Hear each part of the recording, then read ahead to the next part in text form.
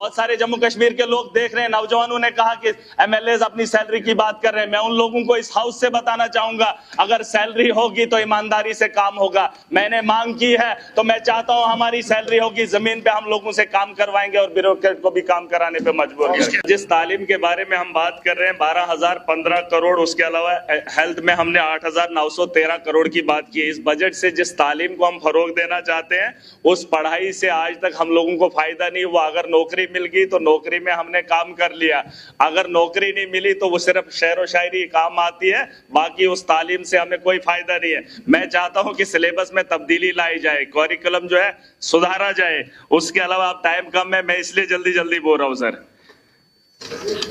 हम चाहते हैं कि अपग्रेड स्कूल होने चाहिए। जो प्राइमरी है वो अभी तक प्राइमरी है, अपग्रेड करना बड़ा जरूरी है। गांव अब शहर में तब्दील हो गए, आबादी बहुत बड़ी है सर, उसके बारे में सोचा जाना चाहिए। 200 रुपए लेने के लिए एक बच्चे ने कल प्रेमनगर में एक आदमी के ऊपर चाकू चला दिया। उस तालीम से हमें ये फायदा हो रहा है कि नशा आम हो चुका है। जम्मू के अंदर 200 रुपया पाने के लिए प्रेमनगर में एक आदमी ने दूसरे नौजवान को चाकू मार दिया सर। उस पढ़े लिखे तालीम याफ्ता के बारे में जो एजुकेशन की हम बात कर रहे हैं, उसके बाद पढ़े लिखे नौजवान के बारे में हमने क्या सोचा है वो भी इस बजट में, इस ये जो पैसा भेजा गया है या एजुकेशन सिस्टम को बेहतर करने के लिए बनाया गया है उसके बारे में भी सोचा जाना चाहिए।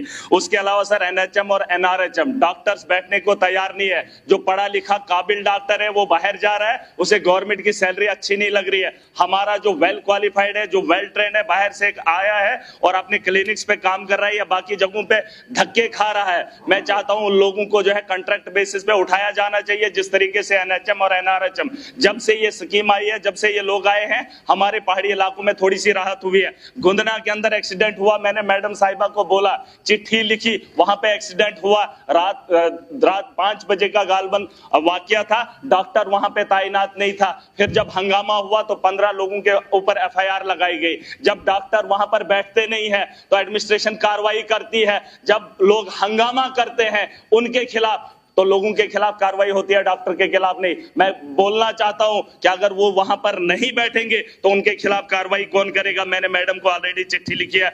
पीएचसी का 20,000 की आबादी है सर, गुंदना का इलाका है, 20,000 की आबादी है, लेकिन वहां पर एम्बुलेंस नहीं है। उसके अलावा मैं बात खत्म करूंगा सर, सोशल वेलफेयर की बात है।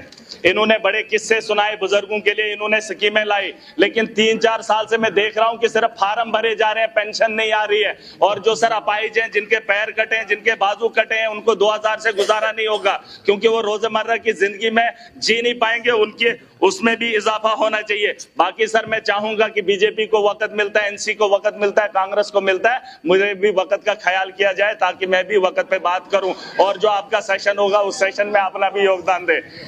हाँ, सीडीएफ का भी सर ख्याल रखा जाए। अभी हम इलाके में जाएंगे, आज हमसे प्लान ले लेंगे, हम 3 करोड़ का प्लान सर इनको बनाकर दे देंगे, है। तो अगर हम इलाके में किसी वारदात को देखते हैं, हमारे यहाँ घरों के घर जल गए, लेकिन ऑन स्पॉट हम अगर उनको रिलीफ नहीं दे पाएंगे तो हम किसके एमएलए हैं, हम कौन लोग हैं। हम चाहते हैं कि वक्त पर हम वहां पर जाएं और जिन लोगों को जरूरत होगी हम अपने फंड में से वक्ती तौर उनकी जो है इमदाद कर पाएं। लेकिन जिस तरह से यहाँ पर हमारे इकोनॉमिकल लोग बैठे हैं, यहाँ पर जो पॉलिसी मेकर्स हैं सर, और इसके अलावा मैं चाहता हूं कि डिस्ट्रिक्ट लेवल की पोस्टें जो है वहां पर जो है फरोग दिया जाना चाहिए। और जो पॉलिसी मेकर है उनको भी बताना चाहूंगा कि 3 करोड़ जो अपनी मर्जी से आप मनमानी कर रहे हैं, क्या हो उसके अंदर धांधली हो। हम आपस में भिड़े ब्यूरोक्रेट्स के साथ, आप पॉलिसी कम बनाइए। हम जमीन से जुड़े लोग हैं, हम जानते हैं हमने लोगों के लिए क्या करना है। चुनी हुई सरकार है, फैसला हम खुद करेंगे। और सैलरी तो बोला सर, ये सैलरी के बारे में भी डिमांड है, एक रेजुलेशन है, जरूरी है।